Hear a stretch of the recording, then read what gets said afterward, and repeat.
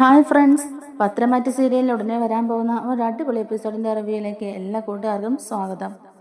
അങ്ങനെ നമ്മുടെ ആദർശം നയനയും ഇപ്പോഴും ജലജയും നാഗേന്ദ്രയും തമ്മിലുള്ള പ്രശ്നം എന്താണെന്നുള്ളതും എന്തുകൊണ്ടാണ് മുത്തശ്ശൻ ഉൾപ്പെടെ നാഗേന്ദ്രയെ തറവാട്ടിൽ നിന്ന് പുറത്താക്കിയെന്നുള്ള കാര്യങ്ങളൊക്കെ കണ്ടുപിടിക്കാനായിട്ട് തന്നെ നടക്കുകയാണ്.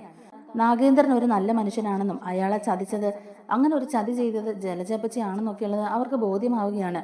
എന്നാൽ അത് മാത്രമല്ല, അതിന്റെ പിന്നിലും വേറെന്തോ രഹസ്യങ്ങൾ കൂടി മറിഞ്ഞു കിടപ്പുണ്ട്.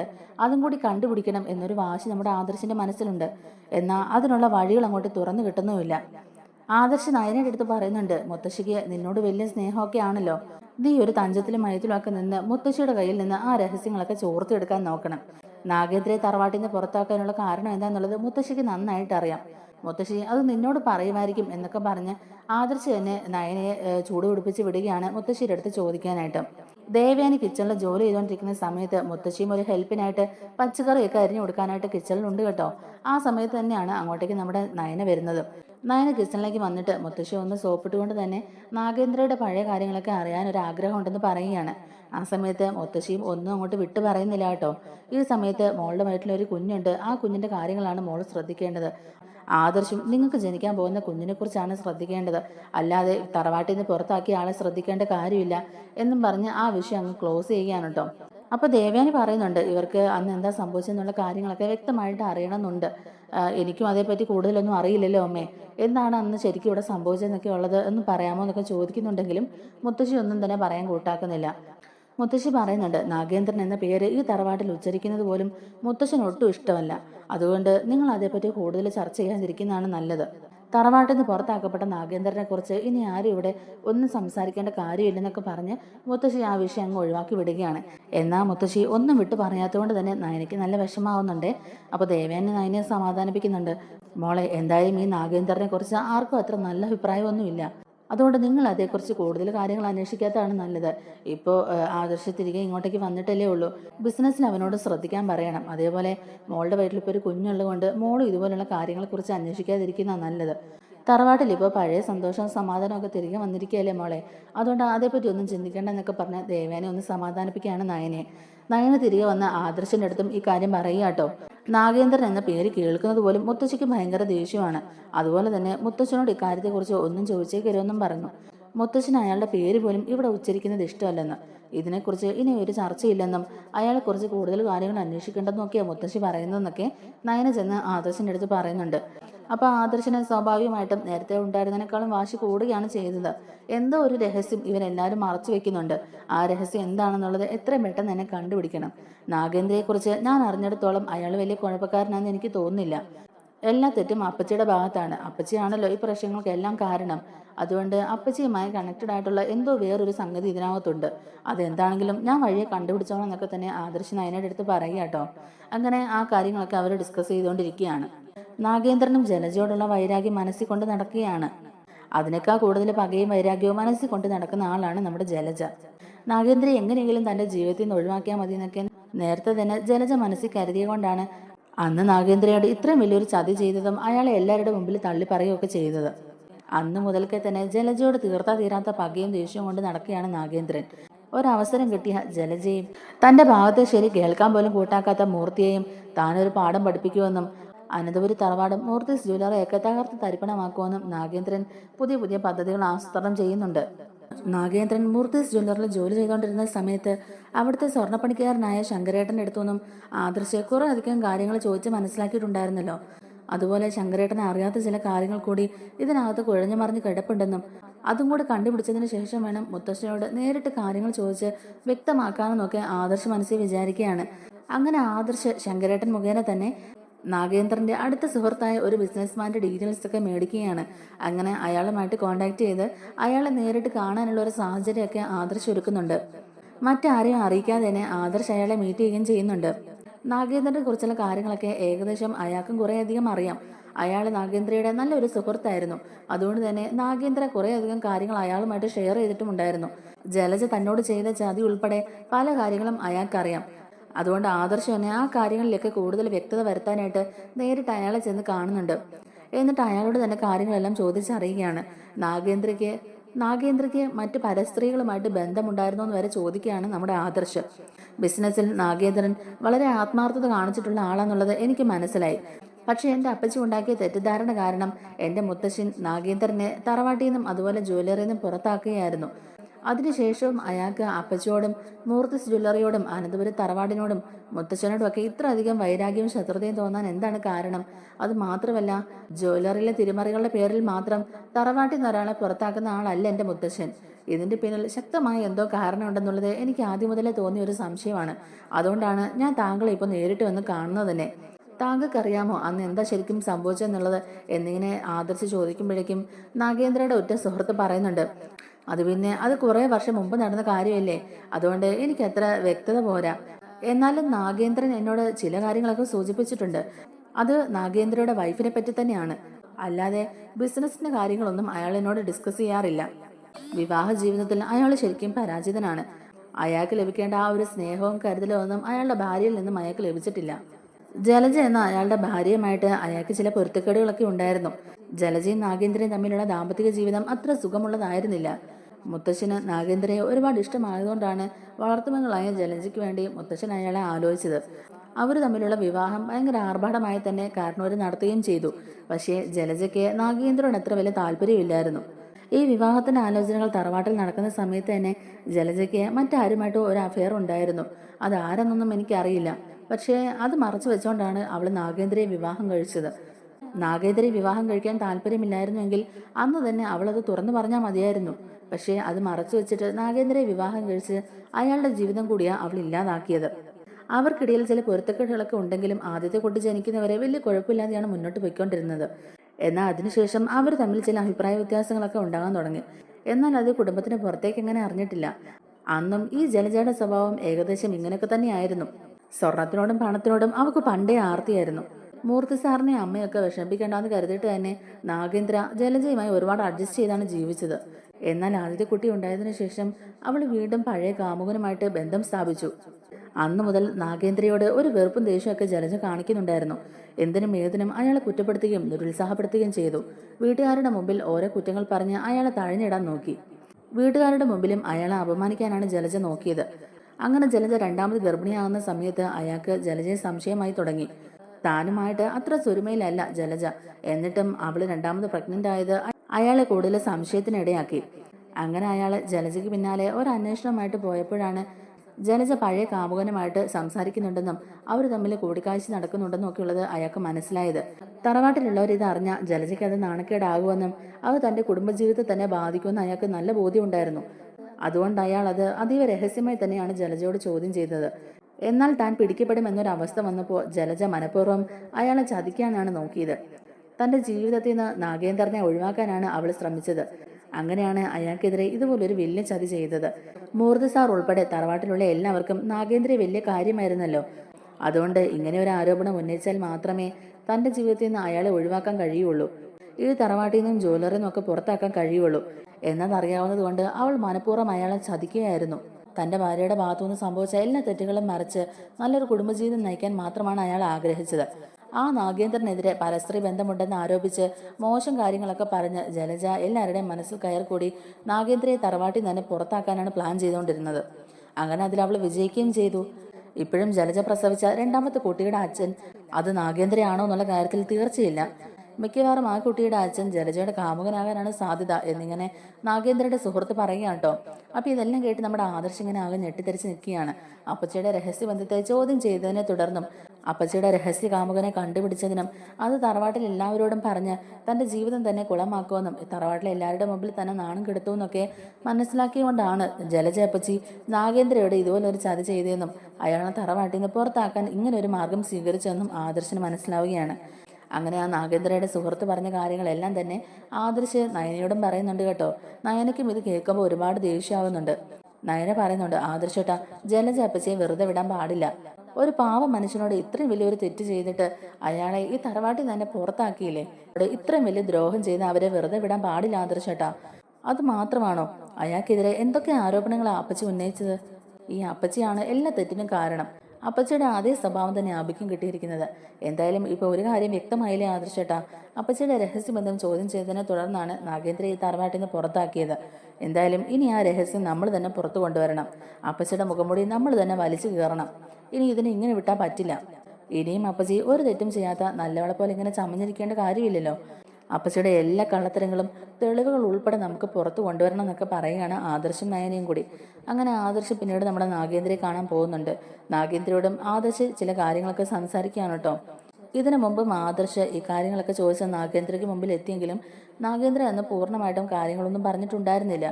തൻ്റെ സുഹൃത്ത് വഴി ആദർശ് തൻ്റെ എല്ലാ കാര്യങ്ങളും മനസ്സിലാക്കിയിട്ടാണ് ഇപ്പം തന്നെ കാണാൻ വന്നേക്കുന്നതെന്നൊക്കെയുള്ളത് നാഗേന്ദ്രയ്ക്ക് അറിയാം കേട്ടോ. അപ്പം നാഗേന്ദ്രൻ പറയുന്നുണ്ട്, നീ എല്ലാ കാര്യങ്ങളും മനസ്സിലാക്കിയെന്ന് എനിക്കറിയാം. എൻ്റെ സുഹൃത്ത് എന്നെ വിളിച്ചിട്ടുണ്ടായിരുന്നു.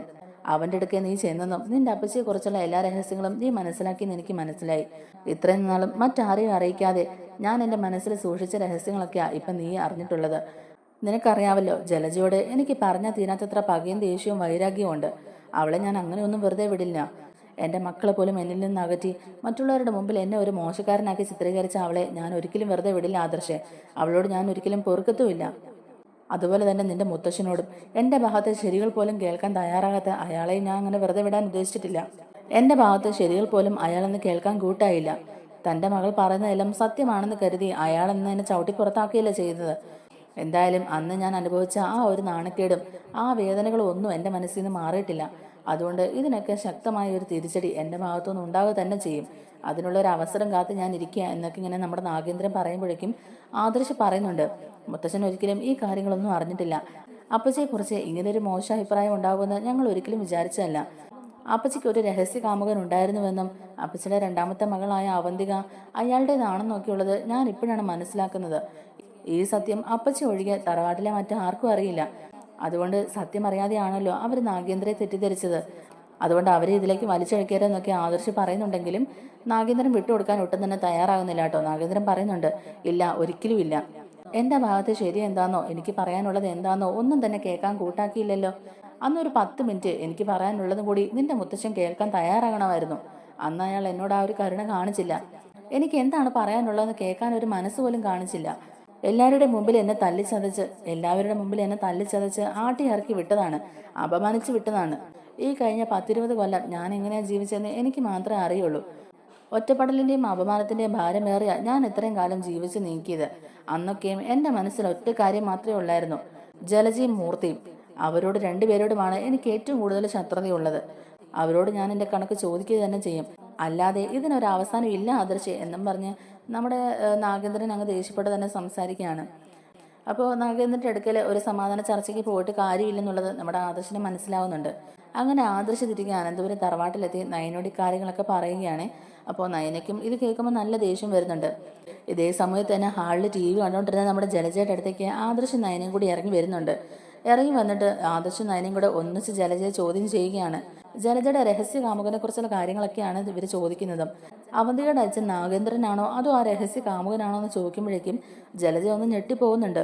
എന്നിട്ട് ജലജ പറയുന്നുണ്ട്, നിങ്ങൾ എന്തൊക്കെ അനാവശ്യങ്ങളായി പറയുന്നത്? എൻ്റെ പിള്ളേരുടെ അച്ഛൻ ആ നാഗേന്ദ്രനാണ്. അതിവിടെ എല്ലാവർക്കും അറിയാവുന്ന കാര്യമാണ്. അയാൾ എന്നോട് പൊറുക്കാൻ പറ്റാത്ത ദ്രോഹം ചെയ്തുകൊണ്ടാണ് അയാൾ ഇവിടെ നിന്ന് എല്ലാവരും അടിച്ച് പുറത്താക്കിയത്. അതേക്കുറിച്ചൊന്നും കൂടുതൽ പറയാതിരിക്കുന്നതാണ് നല്ലത്. അല്ല, നിങ്ങൾ എന്തിനാ ഇപ്പം എൻ്റെ പഴയ കാര്യങ്ങളൊക്കെ അന്വേഷിച്ചിറങ്ങിയേക്കുന്നത്? നിങ്ങൾക്ക് അതിൻ്റെ ആവശ്യം എന്തിരിക്കുന്നു എന്നൊക്കെ പറഞ്ഞ് ജലജ ഇവരോട് ചൂടാവുകയാണ്. അപ്പോഴേക്കും ആദർശ് പറയുന്നുണ്ട്, ഞാൻ തറവാട്ടിലേക്ക് തിരികെ വന്നെങ്കിലും ഞാൻ എപ്പോഴും ആ നാഗേന്ദ്രയുടെ പിന്നാലെ തന്നെയാണ് അപ്പച്ചി. നാഗേന്ദ്രയ്ക്ക് നമ്മുടെ തറവാടിനോടും മുത്തശ്ശനോടും അപ്പച്ചയോടും ഒക്കെ ഇത്ര അധികം വൈരാഗ്യവും ദേഷ്യമൊക്കെ ഉണ്ടാകാനുള്ള കാരണം എന്താണെന്നുള്ളത് അറിയണ്ടേ? അതിൻ്റെ പിന്നാലെ ഞാൻ എന്നിങ്ങനെ പറയുമ്പോഴേക്കും ജലജ വീണ്ടും ഷോക്കാവുകയാണ്. ജലജ പറയുന്നുണ്ട്, എടാ ആദർശേ, നീ എന്തിനാ അതിൻ്റെ പിന്നാലെയൊക്കെ പോകുന്നത്? അയാൾക്ക് നമ്മളോടുള്ള ശത്രുത അത് എന്തിൻ്റെ പേരിലാന്നൊക്കെയുള്ളത് നീ കണ്ടുപിടിച്ച് കഴിഞ്ഞല്ലോ. പിന്നെ എന്തിനാ ഇനിയും അതിൻ്റെ പിന്നാലെ നടക്കുന്നത് എന്നിങ്ങനെ ചോദിക്കുമ്പോഴേക്കും നയന പറയുന്നുണ്ട്, നമ്മുടെ മുത്തശ്ശൻ പണ്ട് മുതലേ ഇതേ സ്വഭാവക്കാരൻ തന്നെയാണ്. മുത്തശ്ശൻ്റെ സ്വഭാവത്തിൽ കാര്യമായ മാറ്റമൊന്നും ഉണ്ടായിട്ടില്ല. മുത്തശ്ശൻ്റെ നിലപാടുകളും ഇതേപോലെ തന്നെയായിരുന്നു. എന്നാൽ തെറ്റിദ്ധാരണകൾ പരത്തി കുടുംബത്തിൽ പ്രശ്നങ്ങൾ ഉണ്ടാക്കുന്നവരും ഈ തറവാട്ടിലുണ്ട്. അവരെക്കുറിച്ചുള്ള ചില രഹസ്യങ്ങളൊക്കെ ഞങ്ങൾക്ക് മനസ്സിലായി എന്നിങ്ങനെ നയന പറയുമ്പോഴേക്കും ജലജ ചോദിക്കുന്നുണ്ട്, എന്ത് രഹസ്യം? ആരെന്ത് മറച്ചു വെച്ചതാ നിങ്ങൾ ഈ പറയുന്നത് എന്നിങ്ങനെ ചോദിക്കുക. അപ്പോഴേക്കും നയന പറയുന്നുണ്ട്, അന്നത്തെ ആ ഒരു നെക്ലേസ് ലോക്കറിലെത്തിയ കാര്യങ്ങളൊക്കെ അപ്പച്ചിക്ക് നന്നായി അറിയാമല്ലോ.